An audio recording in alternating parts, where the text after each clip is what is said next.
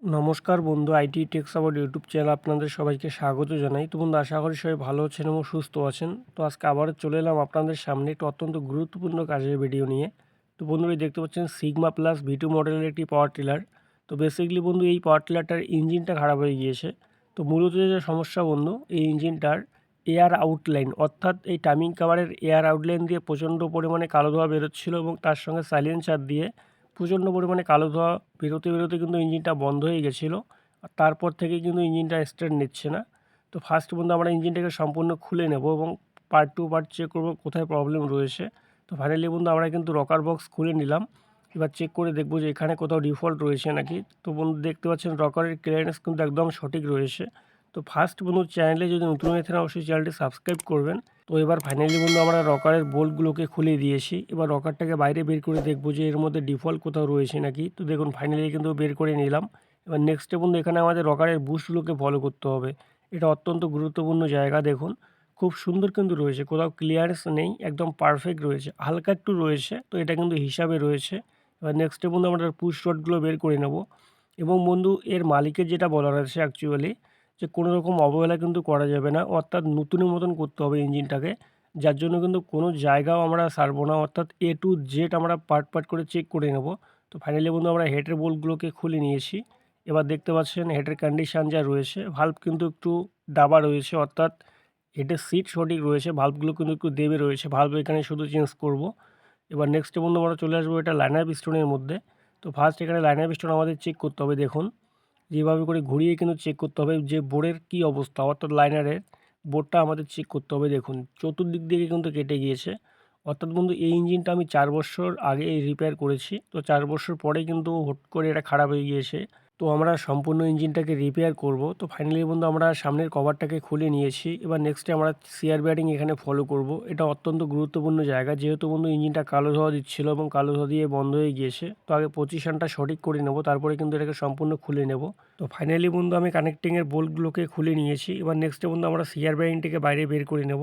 তো দেখুন বন্ধু, সিআর ব্যারিংয়ের যে পরিস্থিতি আপনারা দেখতে পাচ্ছেন, সম্পূর্ণরূপে কিন্তু কেটে গিয়েছে। অর্থাৎ বন্ধু, এর থেকে বোঝা যাচ্ছে যে ইঞ্জিনে কিন্তু মোবিল সাপ্লাই সঠিক হয়নি, অর্থাৎ সিআর ব্যারিং সঠিক মোবিল পায়নি, যার জন্য কিন্তু সম্পূর্ণরূপে কেটে গিয়েছে। দেখুন, আপনারা দেখতে পাচ্ছেন বন্ধু, এই জায়গাটায় সম্পূর্ণ কেটে গিয়েছে, অর্থাৎ একটুকুও মোবিল কিন্তু পায়নি সিআর ব্যারিং। এবং উনি বন্ধু করেছে কি, যে কালো ধোঁয়া দেওয়ার পরেও কিন্তু ইঞ্জিন চালিয়েছে, যার জন্য এতটা পরিমাণ দুর্দশা গিয়ে দাঁড়িয়েছে। এবার নেক্সটে বন্ধু, আমরা ক্র্যাঙ্কটাকে সুন্দর করে মুছে নেব। মুছে নিয়ে দেখবো যে কতটা পরিমাণ কেটেছে। যদি বেশি পরিমাণ কেটে যায় তাহলে কিন্তু আমাদের পালিশ করতে হবে, যেহেতু ক্র্যাঙ্কের সাইজ এখনও স্ট্যান্ডার্ড রয়েছে। তো দেখুন বন্ধু, এটা কিন্তু সম্পূর্ণরূপে কেটে গিয়েছে এবং আঙ্গুলের মধ্যে টাচ হচ্ছে, অর্থাৎ নখের মধ্যে কিন্তু প্রচণ্ড পরিমাণে টাচ হচ্ছে। অর্থাৎ বন্ধু, আমাদের এখানে কিন্তু ক্র্যাঙ্কটাকে কাটিং করতে হবে, তা নাহলে কিন্তু আমাদের ইঞ্জিন চলবে না। এবার নেক্সটে বন্ধু, আমরা লাইনার পিস্টনটাকে আগে বাইরে বের করে নেব, কেননা বন্ধু ইঞ্জিনটা আমাদের নতুনের মতন পারফরমেন্স করতে হবে, কোনো জায়গায় কিন্তু অবহেলা করা যাবে না। তো আমরা A to Z যতগুলো পার্টস আছে সম্পূর্ণ কিন্তু এক এক করে খুলে, অর্থাৎ পার্ট পার্ট করে খুলে আমরা চেক করব যে কোথায় কোথায় ডিফল্ট রয়েছে। এবার নেক্সটে বন্ধু, আমরা অপোজিট সাইড থেকে হালকা বাড়ি মেরে নিয়েছি কানেক্টিংয়ের মধ্যে, তো পিস্টন বেরিয়ে আসছে। এবং এটার কিন্তু বন্ধু LP সেট, অর্থাৎ লাইনার পিস্টন সেট ইন্ডিয়ান মডেলের দেওয়া রয়েছে, অর্থাৎ উষা কোম্পানির রয়েছে, 5 গ্রুপে দেখতে পাচ্ছেন। এবার ফার্স্ট বন্ধু, আমাদের এখানে ফলো করতে হবে কতটা পরিমাণে স্ক্র্যাচ রয়েছে, যেহেতু বন্ধু ইঞ্জিনের মোবিল সার্কুলেশন সঠিক হয়নি। তো অ্যাকচুয়ালি পিস্টন কিন্তু সঠিকই রয়েছে এবং লাইনারটা খারাপ হয়ে গিয়েছে বলে এখানে দেখতে পাচ্ছেন যে মোটামুটি ভালো কার্বন জমেছে, অর্থাৎ ভালভের জায়গাগুলোর মধ্যে। তো এবার নেক্সটে বন্ধু, আমরা চলে আসবো এটার টাইমিং কভারের মধ্যে। তো বন্ধু, এখানে দেখতে পাচ্ছেন সিগমা প্লাস V2 কিন্তু লেখা রয়েছে, খুব সুন্দর করে এখানে লেখা রয়েছে। এবার নেক্সটে বন্ধু, আমরা টাইমিং কভারটাকে ফটাফট করে খুলে নেব। তো বোল্টগুলোকে কিন্তু আমরা আগের থেকেই খুলে নিয়েছি, যেহেতু বন্ধু আপনাদের সম্পূর্ণ দেখাতে গেলে ভিডিওটা অত্যন্ত লম্বা হয়ে যাবে। এই জন্য মেইন পয়েন্টগুলো আমি আপনাদের সামনে তুলে ধরার চেষ্টা করব। তো বন্ধু, এটার মডেল কিন্তু একটু আলাদা রকম। তো সিগমা প্লাস V2র টাইমিং কভার একটু অন্যরকম হয় দেখতে। এবার নেক্সটে বন্ধু, আমরা টাইমিং কভার খুলে নিলাম। তো এখানে ফুয়েল পাম্প আমরা পরে খুলব এবং আমাদের টাইমিং কভারের সঙ্গে কিন্তু এটার স্টার্টিং শেপটা বেরিয়ে আসছে। তো আমরা বন্ধু এখন এই কভারটাকে রেখে দেবো। এবার নেক্সটে বন্ধু, আমাদের এখানে ফলো করতে হবে এই গিয়ারগুলোকে, অর্থাৎ টাইমিং গিয়ারগুলোকে ফলো করতে হবে আমাদের। তো ফার্স্ট বন্ধু, এখানে দেখুন একটা প্রবলেম আমরা খুঁজে পেলাম, যে গভর্নর গিয়ারের বুশ কিন্তু ঢুলছে, অর্থাৎ গভর্নর গিয়ারের বুশ কিন্তু আমাদের চেঞ্জ করে দিতে হবে। দেখুন, যে পরিমাণ প্লে আসছে, এটা কিন্তু কিছুদিনের মধ্যে প্লে চলে আসবে, অর্থাৎ প্রচণ্ড পরিমাণে আপ ডাউন আসবে। এবার নেক্সটে বন্ধু আমাদের এখানে পিন ফলো করতে হবে, যে গভর্নর গিয়ার পিনটা কি রয়েছে, পারফেক্ট রয়েছে, সমস্যা নেই। এবার নেক্সটে বন্ধু আমরা চলে আসবো এটার ক্যামশ্যাফটের মধ্যে, যে ক্যামশ্যাফটের ফুয়েল ক্যাম কি রয়েছে, এটা কিন্তু অত্যন্ত গুরুত্বপূর্ণ পয়েন্ট বন্ধু। যে কোনো পুরনো ইঞ্জিনে এই পয়েন্টগুলো দেখা কিন্তু অত্যন্ত জরুরি। তো ফাইনালি বন্ধু আমরা ক্যাম গিয়ারটাকে বের করে নিলাম। তো দেখতে পাচ্ছেন ক্যামশ্যাফটের যে কন্ডিশান, হালকা একটু কিন্তু কেটেছে, অর্থাৎ ফুয়েল ক্যাম্পের মাথাটা অল্প একটু কেটেছে। তো যে পরিমাণ কেটেছে বন্ধু, এটা এটা কিন্তু চালানো যাবে, কোনো ব্যাপার নেই। এবার বন্ধু আমরা ক্যাম ট্যাবিটগুলো ফলো করব। তো অ্যাকচুয়ালি বন্ধু আমাদের ক্যামশ্যাফটের মধ্যে কোথাও প্রবলেম নেই। এবার বন্ধু গিয়ারগুলোকে এক এক করে আমরা নাড়িয়ে চেক করব যে কোথাও প্লে আছে নাকি। যদি বন্ধু কোনো জায়গায় প্লে থাকে তাহলে কিন্তু ইঞ্জিনের মধ্যে ভাইব্রেশন চলে আসবে। তো এবার নেক্সট বন্ধু চলে আসবো আমরা একটা ফ্লাইহুইলের দিকে, যেহেতু আমাদের ক্র্যাঙ্কশ্যাফটটাকে বাইরে বের করতে হবে এবং কাটিং করতে হবে। তো ফাইনালি বন্ধু আমরা এটার বোল্টটাকে খুলে নিয়েছি। এবার নেক্সট বন্ধু আমরা ফ্লাইহুইলটাকে ফটাফট করে খুলে নেব। তো বন্ধু এই ইঞ্জিনটার কিন্তু কোনো জায়গাতেও আমরা বাদ দেবো না, অর্থাৎ যতগুলো পার্টস রয়েছে এক এক করে চেক আউট করবো। তো ফাইনালি বন্ধু আমরা ফ্লাইহুইল খুলে নিলাম। এবার নেক্সটে বন্ধু আমরা এখানে চাবিটাকে খুলে নেব, অর্থাৎ ফ্লাইহুইল লকিং যে পিনটা রয়েছে, তো সেই চাবিটাকে আগে খুলে নেব। তো এটাকে খুলতে গেলে বন্ধু হালকা স্ক্রুড্রাইভার দিয়ে বাড়ি মারবেন, না হলে যদি শ্রেণী থাকে আপনার কাছে, শ্রেণী দিয়ে বাড়ি মারলেই পরে এটা বেরিয়ে আসবে। দেখুন বেরিয়ে কিন্তু পড়ে গেল। এবার নেক্সটে বন্ধু আমরা হাউজিংটাকে ফটাফট করে খুলে নেব। তো বেসিক্যালি বন্ধু এনার গাড়িতে কিন্তু মোবিল সিগন্যাল ওঠেনি, তারপরেও কিন্তু ইনি গাড়ি চালিয়েছেন, যার জন্য এই কন্ডিশান। এই জন্য বন্ধু এই ইঞ্জিনগুলো, অর্থাৎ পাওয়ার টিলার ইঞ্জিনে যদি মোবিল সিগন্যাল কখনো না উঠে, কখনোই কিন্তু আপনারা গাড়ি চালাবেন না। তা নাহলে কিন্তু আপনারও যে কোনো সময়ের মধ্যে এরকম দুর্দশা আসতে পারে, এবং এরকম দুর্দশা আসলে বন্ধু আপনার কিন্তু ভিতরে অনেকগুলো স্পেয়ার পার্টস খারাপ হয়ে যাবে। এবার নেক্সটে বন্ধু আমরা হাউজিংয়ের বোল্টগুলোকে খুলে নিয়েছি। তো এবারে হাউজিং সমেত ক্র্যাঙ্কটাকে আমরা বাইরে বের করে নেব। তো বন্ধু ক্র্যাঙ্ক কতটা পরিমাণ কেটেছে এই জায়গায় দেখলে আপনারা বুঝতে পারবেন। দেখুন বন্ধু কতটা পরিমাণ কেটেছে, অর্থাৎ ক্র্যাঙ্ক আমাদের 100% পালিশ করতে হবে। এবার নেক্সটে বন্ধু আমরা মোবিল পাম্পের বোল্ট এটা খুলে নিয়েছি। তো মোবিল পাম্পের কী কন্ডিশান রয়েছে দেখুন বন্ধু, সম্পূর্ণরূপে কেটে গিয়েছে, অর্থাৎ পিন থেকে শুরু করে বন্ধু যে পরিমাণ গড়ছে, এর জন্য কিন্তু এই ইঞ্জিনে এই দুর্দশা গিয়ে দাঁড়িয়েছে, অর্থাৎ মোবিল সাপ্লাইটা সঠিক করতে পারেনি। তো এখানে ১ নম্বর প্রবলেম বন্ধু। দ্বিতীয় নম্বর প্রবলেম হচ্ছে এই ওয়েটের জায়গাটার মধ্যে, অর্থাৎ যে জায়গাটার মধ্যে মোবিল পাম্প বসবে পিনটা, সেই জায়গাটা কিন্তু কেটে গিয়েছে। এই জায়গাটার মধ্যে আমাদের গ্যারেজ করাতে হবে। তো এবার নেক্সটে বন্ধু আমরা একটা লাইনার পিস্টনটাকে ফটাফট করে বের করে নেব, যেহেতু লাইনারটা অত্যন্ত পরিমাণে কেটে গিয়েছে। তো সেই সূত্রে কিন্তু আমাদের বের করতে হবে, অর্থাৎ লাইনার পিস্টন কিন্তু আর রাখা যাবে না। অর্থাৎ এটা যদি রাখি বন্ধু, মোবিল খাওয়ারও আগের থেকেই রয়েছে হালকা হালকা করে। তো এখন যদি এটা রাখতে যাই তাহলে কিন্তু এর থেকে আরও বড় সমস্যা আসবে, যে দেখবেন চলতে চলতে হঠাৎ করে মোবিল বডির মধ্যে শুকিয়ে যাবে, অর্থাৎ চেম্বারের মধ্যে। তারপরেই কিন্তু বন্ধু ইঞ্জিনে একটার থেকে আরেকটা রোগ চলে আসবে। তো ফাইনালি বন্ধু আমরা লাইনারটাকে বাইরে বের করে নিলাম। তো কতটা পরিমাণ কেটেছে এই জায়গায় দেখুন, আপনারা দেখলেই বুঝতে পারবেন যে কতটা পরিমাণ কেটেছে। দেখুন যে এটা কিন্তু বাইরের রাউন্ডটা রয়েছে খুবই সুন্দর রয়েছে, এবং ভিতরের যে সাইডটা রয়েছে দেখুন বন্ধু, সম্পূর্ণ কিন্তু আঙুলের মধ্যে টাচ হচ্ছে।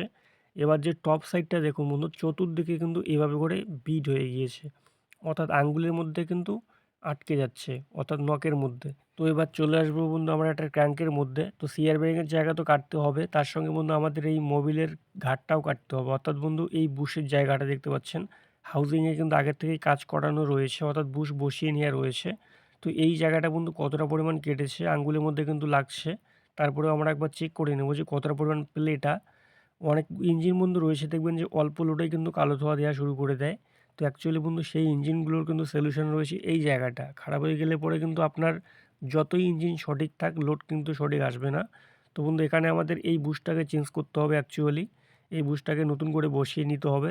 এবার ক্র্যাঙের মধ্যে কিন্তু ২ জায়গায় কাটতে হবে, অর্থাৎ বন্ধু ১ নম্বর হচ্ছে আমাদের সিআর বেয়ারিং, দ্বিতীয় নম্বর বন্ধু এই মোবিলের যে জায়গাটা, অর্থাৎ বুশের জায়গাটা।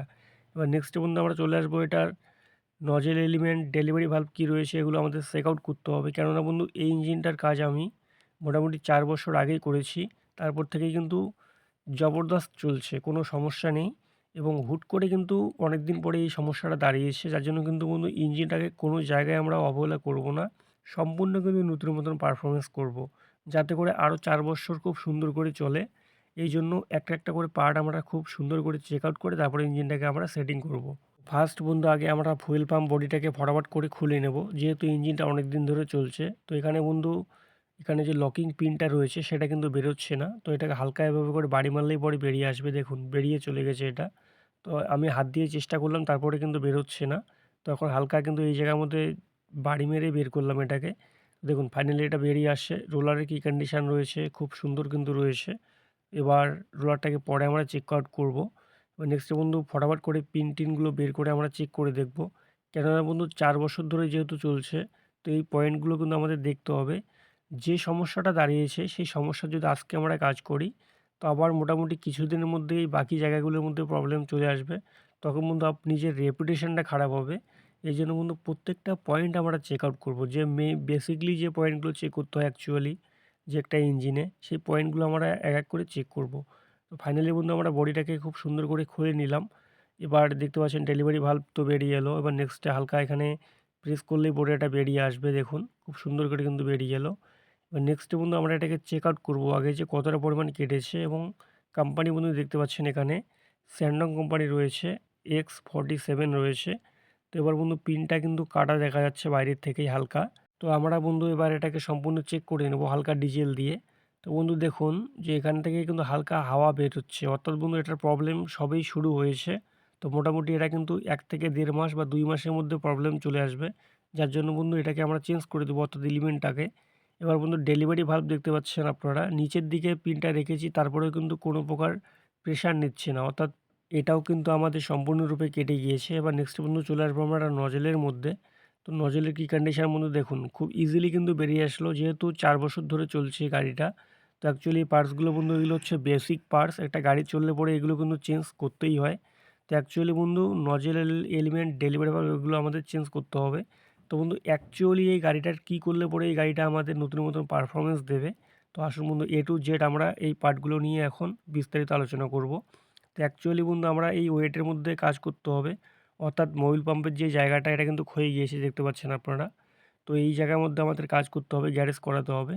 নেক্সটে বন্ধু লাইনার পিস্টন সেটআপটাকে আমরা চেঞ্জ করে দেবো এটার। লাইনার এবং পিস্টন, তো পিস্টন বেশিকটা কাটেনি, লাইনারটা কিন্তু অত্যন্ত পরিমাণে কেটে গিয়েছে। এবার নেক্সট বন্ধু সিয়ার বেয়ারিং তো অ্যাকচুয়ালি চেঞ্জ করতেই হবে। তো ক্রাং আগে আমাদের কাটতে হবে, সেই সাইজ অনুযায়ী কিন্তু আমাদের সিয়ার বেয়ারিংয়ের সাইজ হবে। এবং বন্ধু আমি আরও একবার আপনাদেরকে দেখাবো দেখুন সিয়ার বেয়ারিংয়ের কন্ডিশন। তো যাই হোক এগুলো আমাদের কাটিং করার পরে সাইজটা বেরোবে। এবার নেক্সট বন্ধু ক্র্যাঙ্কের মধ্যে আমাদের এই জায়গায় অর্থাৎ মোবিলের জায়গাটা এবং সিয়ার বেয়ারিংয়ের জায়গাটা ২ জায়গায় কিন্তু আমাদের কাটতে হবে। এই জায়গা দুটো ইম্পর্টেন্ট জায়গা। এই ২ জায়গায় আমরা কাজ করব। এরপর হাউজিংয়ের মধ্যে আমাদের এই বুশটাকে সাইজ অনুযায়ী অর্থাৎ ক্র্যাঙ্কের সাইজ অনুযায়ী এটাকে বসাতে হবে। এবার নেক্সটে বন্ধু ফুয়েল পাম্পের মধ্যে আমরা এলিমেন্ট, ডেলিভারি ভালভ এবং নজেল প্লাঞ্জার এগুলো চেঞ্জ করব। তো জাস্ট বন্ধু আমরা যদি এতটুকুই কাজ করি তাহলে আমাদের এই যে ইঞ্জিনটা এটা কিন্তু পারফেক্ট হয়ে যাবে এবং নতুন মতন পারফরম্যান্স দেবে। তো বন্ধু আজকে এ পর্যন্তই। ধন্যবাদ। সবাই ভালো থাকবেন, সুস্থ থাকবেন।